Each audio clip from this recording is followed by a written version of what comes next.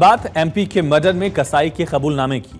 बांग्लादेश के सांसद अनावरुल अजीम अनार हत्याकांड में एक के बाद एक नए खुलासे हो रहे हैं। इस हाई प्रोफाइल केस के तार पहले बांग्लादेश से पश्चिम बंगाल तक जुड़े और उसके बाद अमेरिका की एंट्री हुई। कई रसूखदार गुमनाम लोगों का नाम भी इस हत्याकांड के मामले में जुड़ रहा है। बांग्लादेश के सांसद शेख हसीना की पार्टी के अनावरुल अजीम अनार लापता होने से लेकर उनके हत्या करने तक की कहानी रूह कपा देने वाली है। बांग्लादेश की रूलिंग पार्टी अवामी लीग, शेख हसीना की पार्टी जो है, उसके सांसद 3 बार के सांसद अनावरुल अजीम की बीते दिनों कोलकाता में बेरहमी से हत्या कर दी गई। उनके शव के टुकड़े टुकड़े कर दिए गए।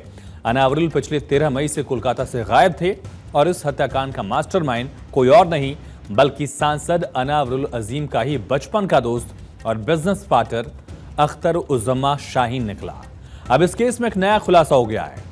पश्चिम बंगाल सीआईडी अधिकारियों के मुताबिक अनावरुल अजीम अनार की हत्या की साजिश कई प्रभावशाली लोगों ने मिलकर रची थी।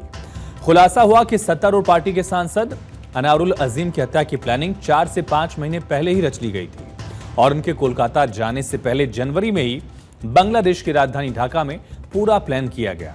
साल 2014 में सदन पहुंचने के बाद उन्होंने जिना इदाह में गोल्ड की स्मगलिंग को कंट्रोल करना शुरू कर दिया था।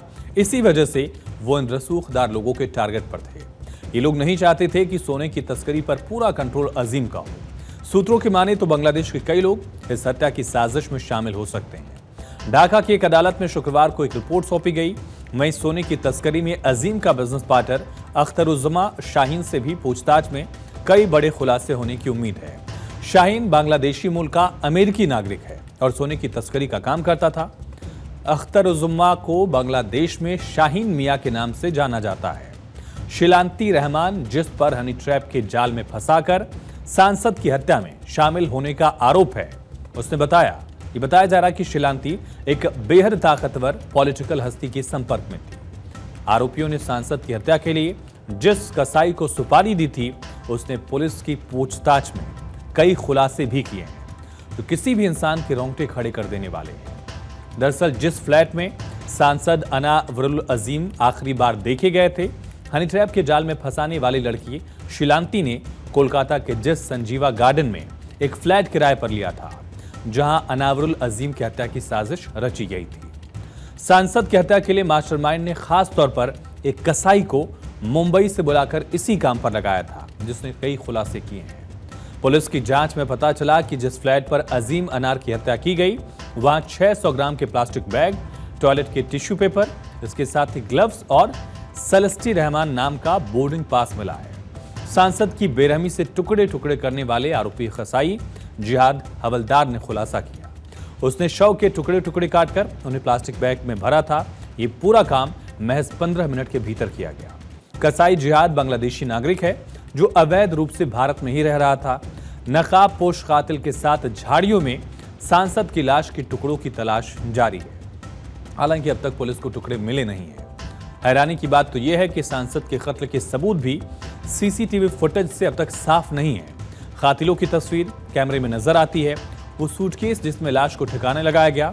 जांच से भी पता चला कि गोल्ड स्मगलिंग में 200 करोड़ रुपए की हिस्सेदारी को लेकर सांसद अनावरुल के साथ उसके दोस्त और हत्या का जो मास्टरमाइंड है अख्तर-उज़्ज़मा शाहीन के बीच अनबन चल रही थी 200 करोड़ को लेकर। शाहीन पहले भी कई बार सांसद को जान से मारने की धमकी दे चुका था और पूरे मामले में अब कसाई के कबूलनामे की वजह से तस्वीर थोड़ी स्पष्ट जरूर हुई है, लेकिन इसके तार ढाका से जुड़ रहे हैं राजधानी बांग्लादेश की और लगातार इसको लेकर तफ्तीश पश्चिम बंगाल की सीआईडी भी कर रही है और बांग्लादेश में भी इसको लेकर पड़ताल जारी है। लेकिन सवाल यही कि आखिर एक दोस्त कैसे अपने ही सांसद दोस्त का मर्डर करवा देता है। इसके लिए बाकायदा एक हनी ट्रैप के लिए गर्ल को हायर किया जाता है, लड़की हायर की जाती है और उसके बाद अनावरुल का मर्डर करने के बाद एक कसाई को बुलाया जाता है। ये आप देख रहे हैं, हनी ट्रैप शिलांती नाम की इसी लड़की ने जाल बिछाया, एक फ्लैट कमरे पर लिया गया रेंट पर और उसके बाद यही प्लान किया गया, यही मर्डर करने की भी बात सामने आ रही है। साथ ही मुंबई से एक कसाई को बुलाया जाता है, वो कसाई जो बांग्लादेशी नागरिक है लेकिन गलत तरीके से, अवैध तरीके से भारत में रह रहा था, मुंबई में रहता था।